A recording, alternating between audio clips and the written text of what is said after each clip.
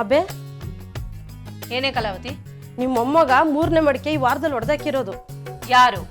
ನನ್ನ ಮೊಮ್ಮಗ ನಿಮ್ಮನೆಗೆ ಬಂದು ಮಡಕೆ ಹೊಡೆದಾಕ್ತಾನ? ಬೆಳಗ್ಗೆಯಿಂದ ಅವನು ಮನೆ ಬಿಟ್ಟೆ ಹೊರಗಡೆ ಹೋಗಿಲ್ಲ.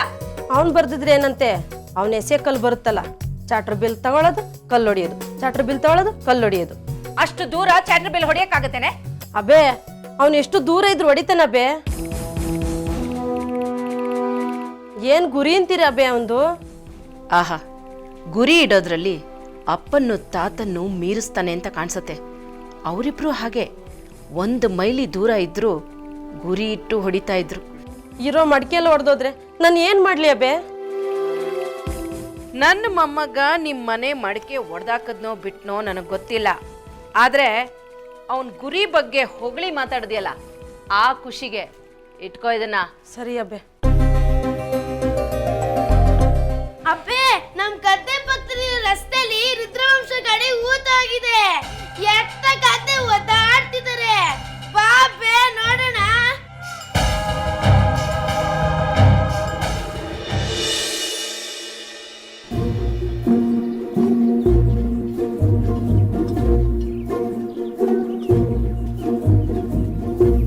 ಮನು, ಕಲಾವತಿ ಮನೆ ಮಡಿಕೆ ನೀನೇ ಹೊಡೆದಾಕದ್ಯಾ?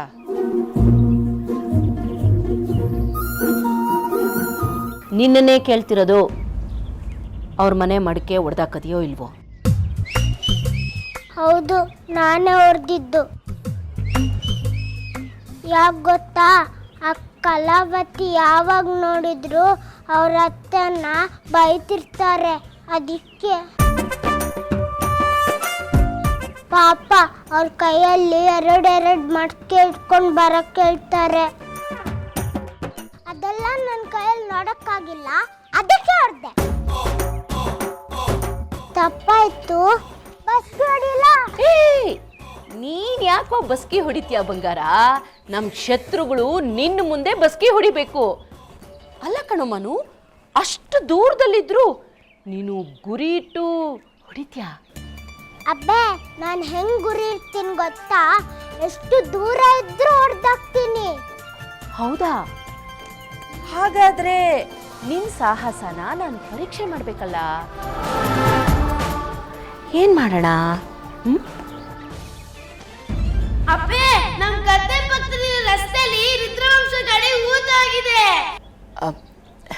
ಮನು, ಅಲ್ಲಿ ದೂರದಲ್ಲಿ ನೋಡು, ಒಂದು ಕಾರ್ ನಿಂತಿದೆ. ಆ ಕಾರಿನ ಚಕ್ರ ಮಣ್ಣಲ್ಲಿ ಹೂತ್ ಹೋಗಿದೆ. ಆ ಕಾರು ರುದ್ರವಂಶದವ್ರದು. ಅವರು ನಮ್ಮ ವೈರಿಗಳು. ನೀನೀಗ ಏನ್ ಮಾಡ್ತೀಯ ಅಂದ್ರೆ, ಈ ಕ್ಯಾಟರ್ ಪಿಲ್ಲರು ಕಲ್ಲು ತಗೊಂಡು ಆ ಕಾರಿನ ಗಾಜಿದೆಯಲ್ಲ ಅದಕ್ಕೆ ಗುರಿ ಇಟ್ಟು ಹೊಡಿಬೇಕು. ಆಗ ನೋಡ್ತೀನಿ ನಿನ್ ಗುರಿ ತಪ್ಪತ್ತೋ ತಪ್ಪಲ್ವೋ ಅಂತ.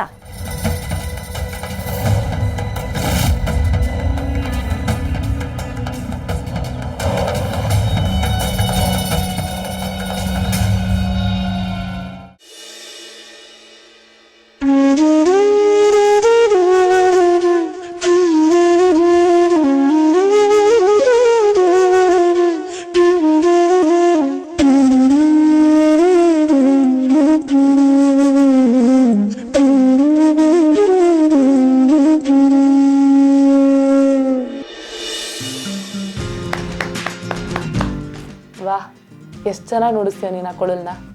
ಕೇಳ್ತಿದ್ದೆ ಹಾಗೆ ಮೈ ಮರ್ತೋಗ್ಬೇಕು ಅನ್ಸುತ್ತೆ. ಅಲ್ಲ ಕಣೋ, ನಂಗೊಂದು ಅನುಮಾನ, ಈ ಕೊಳಲ್ ಗಾನಕ್ಕೆ ಸೋಲು ಅಂತ ಹುಡುಗಿ ಎಲ್ಲಿದ್ದಾಳೆ ಅಂತ. ನಿಮ್ಮದು ನೋಡಿದ್ರೆ ಹುಡುಗರು ಕಾಲೇಜು, ಇನ್ನು ಹುಡುಗಿನ ಎಲ್ಲಿ ಹುಡ್ಕೋಣ?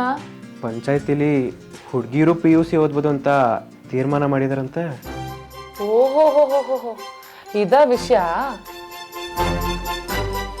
ಅದೇ ಅಂದ್ಕೊಂಡೆ, ನಮ್ಮ ರಾಜ್ಕುಮಾರ ಲಾಭ ಇಲ್ಲದೆ ಕಾಲೇಜ್ಗೆ ಹೋಗಿ ಹೇಗೆ ಒಪ್ಕೊಂಡಿದ್ದಾನೆ ಅಂತ. ಅಯ್ಯೋ ಅತ್ತೆ, ಹಾಗೇನಿಲ್ಲ.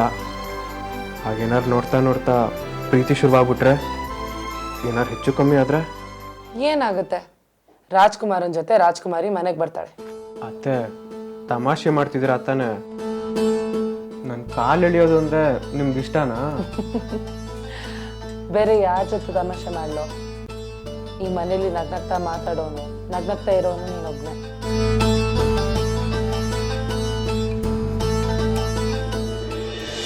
ನಿಜ ಹೇಳೋ, ಇಲ್ಲ ಅಂದ್ರೆ ಒದೆ ಬೀಳುತ್ತೆ. ಹೇಳೋ, ಎಲ್ಲಿಂದ ಕದ್ಕೊಂಬಂದೆ ಇದನ್ನ? ನಿನ್ನೆ ಕೇಳ್ತಾ ಇರೋದು ಮಾವಿನಕಾಯಿ ಎಲ್ಲಿಂದ ಬಂತು? ಅದು ರುದ್ರಮಾವಿನ ತೋಪಿಲ್ವಾ, ಅಲ್ಲಿಂದ.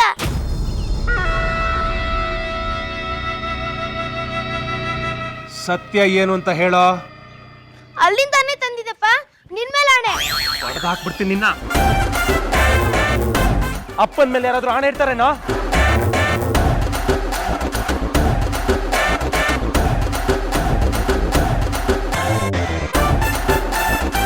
ಮಗನೇ, ನಿನ್ನ ಕೋಪದಿಂದ ಬೈದಿದ್ದು ಅನ್ಕೊಂಡ್ಬಿಟ್ಯಾ? ಹೆಮ್ಮೆಯಿಂದ ಕಣ, ಹೆಮ್ಮೆಯಿಂದ. ಶಾಬಾಷ್, ಒಳ್ಳೆ ಕೆಲಸನೇ ಮಾಡಿದ್ಯಾ. ಈ ಅಪ್ಪನಿಗೆ ತಕ್ಕ ಮಗ ಅನಿಸ್ಕೊಂಡಿದ್ಯಾ.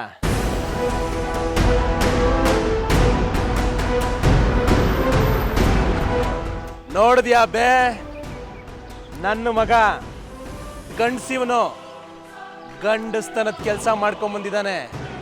ಆ ರುದ್ರರ ಹೊಲಕ್ಕೆ ಹೋಗಿ ಮಾವಿನಕಾಯಿ ಕದ್ಕೊಂಡ್ ಬಂದಿದ್ದಾನೆ. ಬೇರೆ ಯಾರ ಕೈಲಾದ್ರೂ ಈ ಕೆಲಸ ಮಾಡಕ್ಕಾಗತ್ತಾ? ಹೇಳು ಅಪ್ಪು. ಇದನ್ನೆಲ್ಲ ನಮ್ಮ ಮನಗೂ ಸ್ವಲ್ಪ ಹೇಳ್ಕೊಡು. ಅವನ್ ನೋಡಿದ್ರೆ ಯಾವಾಗ್ಲೂ ಅಮ್ಮನ ಸೆರಗಿನಿಂದ ಔಸ್ಕೊಂಡ್ ಕೂತಿರ್ತಾನೆ.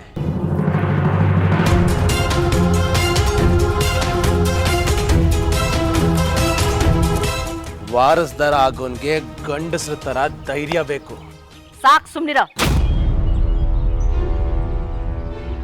ಏನ್ ಮಾತು ಅಂತ ಆಡ್ತಾ ಇದೀಯ ನೀನು? ಮನು ಅಪ್ಪುಗಿಂತ 2 ವರ್ಷ ಚಿಕ್ಕವನು.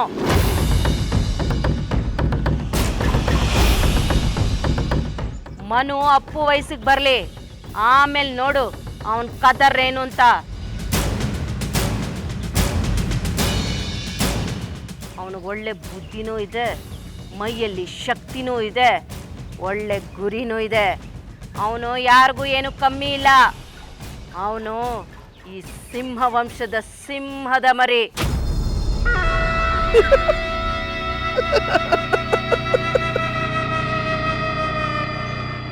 ಅಬ್ಬೆ ಅಬ್ಬೆ ಅಬ್ಬೆ, ಒಂದು ಸಲ ಅವನ ಮುಖನ ನೋಡು, ಆಮೇಲೆ ಮಾತಾಡು. ರುದ್ರರ ತೋಟಕ್ಕೆ ಹೋಗಿ ಮಾವಿನಕಾಯಿ ಕದ್ಕೊಂಬರೋದು ಅಷ್ಟು ಸುಲಭದ ಮಾತಲ್ಲ. ನಿನ್ನ ಮನು ಹೋಗಿ ಕಿತ್ಕೊಂಬರ್ಲಿ ನೋಡೋಣ, ಆಗುತ್ತಂತ?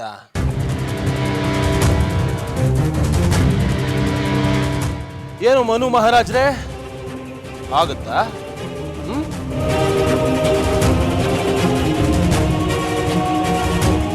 ಪಂಜರದಲ್ಲಿ ಕೂಡಾಕಿರೋ ಪಕ್ಷಿಗೆ ದೇವರು ತನಗೆ ರೆಕ್ಕೆ ಕೊಟ್ಟಿರೋದೇ ಮರ್ತೋಗಿರುತ್ತೆ, ಹಾರೋದಿಕ್ಕೆ ಕಲ್ತಿರಲ್ಲ.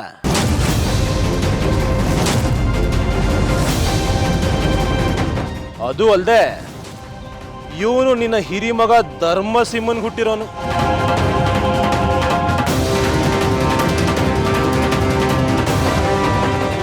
ಧೈರ್ಯ ಅಲ್ಲಿಂದ ಬರಬೇಕು.